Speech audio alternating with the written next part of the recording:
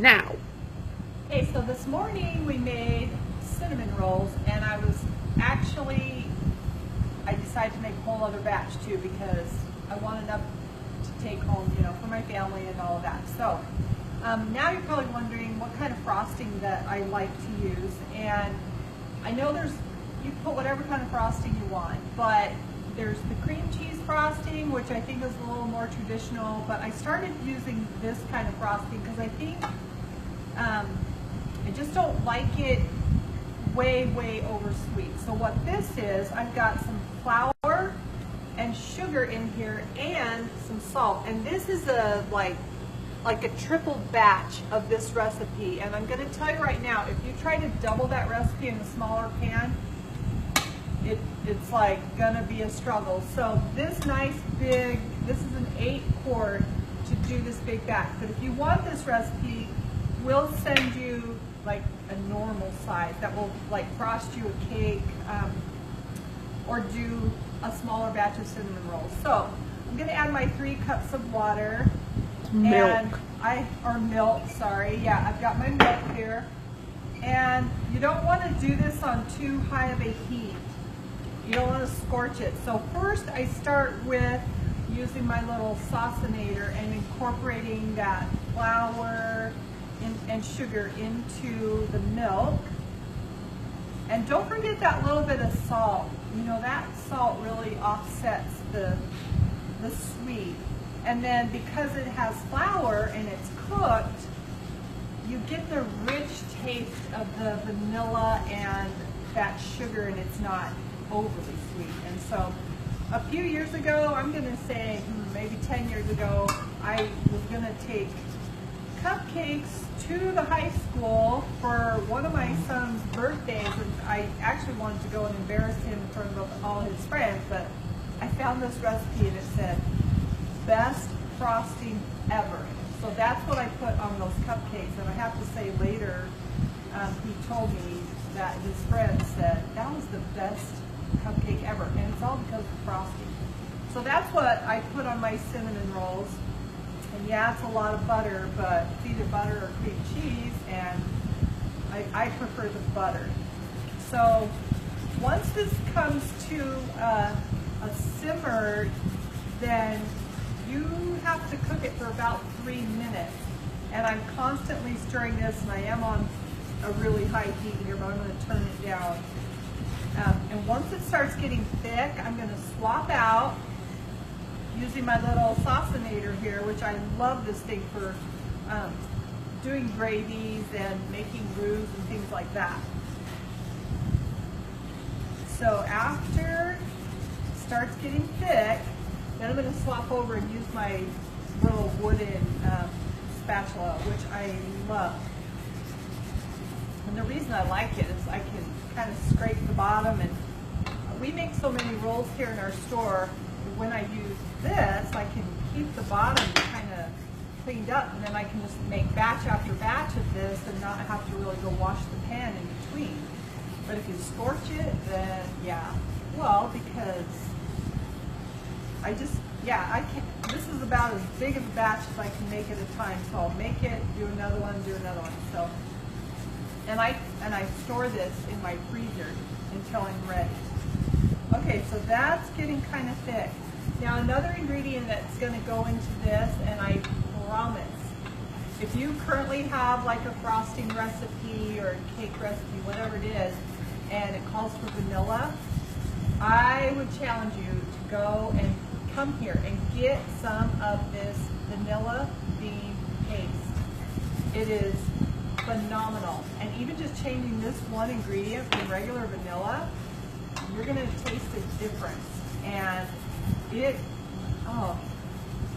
have a hard time keeping this on our shelves. We sell this, actually we have sold this large quantities, but I can't tell you we sell it by the gallon because they only do that for us, right? I mean, but we buy it by the gallon.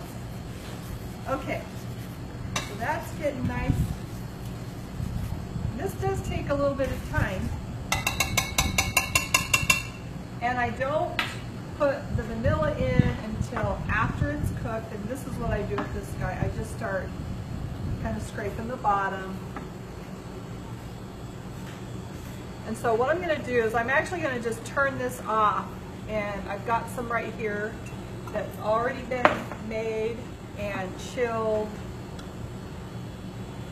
And just keep stirring it. You don't want this to scorch. Looks like I have a little bit of brown bits. If you get that, don't worry. I mean, that's some nice little flavor too. Okay, so I'm going to turn this off. This is clearly not thick enough.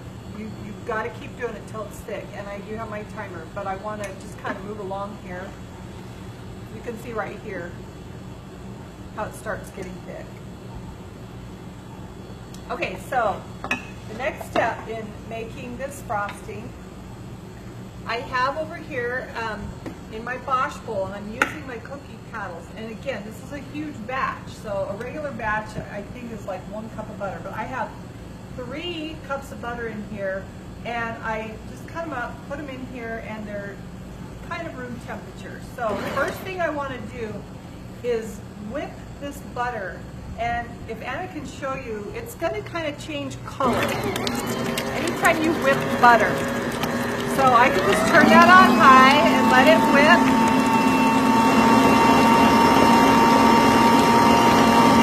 And it should get a little bit lighter in color, a little bit pale, a little more pale yellow.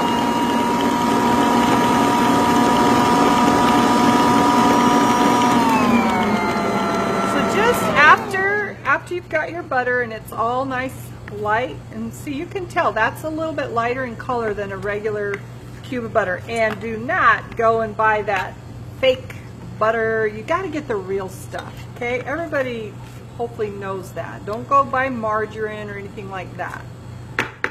So when I grew up, my dad said if it's not real butter, it's basically door grease. Okay, so what I have right here is, look how nice and thick this is. This is what I had in this pan over here.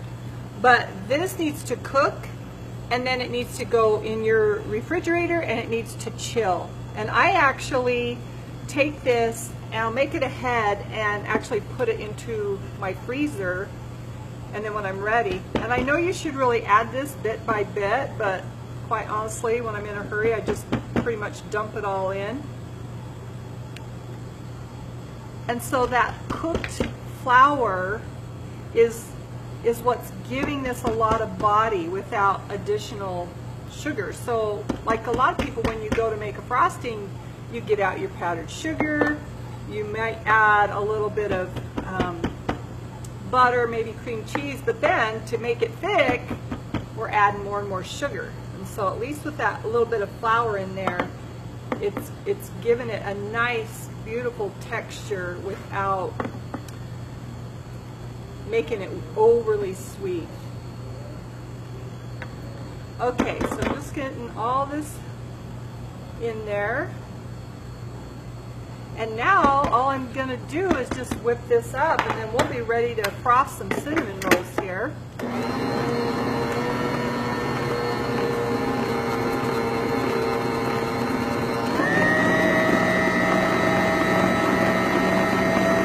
And once you have that all incorporated,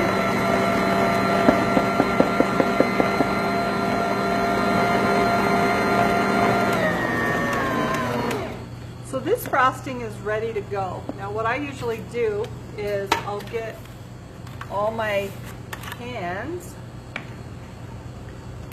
and I just kind of eyeball it. Whoop, there we go. Just kind of eyeball it. And I know sometimes some people will like use their fingers, and I've done that before, but you know what? I've actually really fallen in love with using a nice stiff kind of spatula, because I can work it in. Now with this kind of frosting too, I don't feel like I have to overload this with frosting, but I can use this thing to just kind of press it down into all those nooks and crannies. And this is kind of like sealing the dough and keeping it nice and tender, keeping that dough soft. And if you like more frosting, then go for it. If you're going to freeze these rolls, the best thing is to freeze them without the frosting. And what I like to do is keep a little tub of this on hand, and then when you're ready, you can throw this pan that's already been baked, put it in a warm oven and just get it warm, bring it out, and then go ahead and frost it, and it will just taste like you just made them. So anyway, we hope you enjoy this little demo, and if you want these recipes, we'll be posting those, or you can send us your email and we'll get those recipes to you. I know earlier this morning we were asked for our whole wheat roll recipe as well, so we'll be posting that. So anyway, thanks for joining us. We still have some of these left if you want to come down to Shars and pick some up.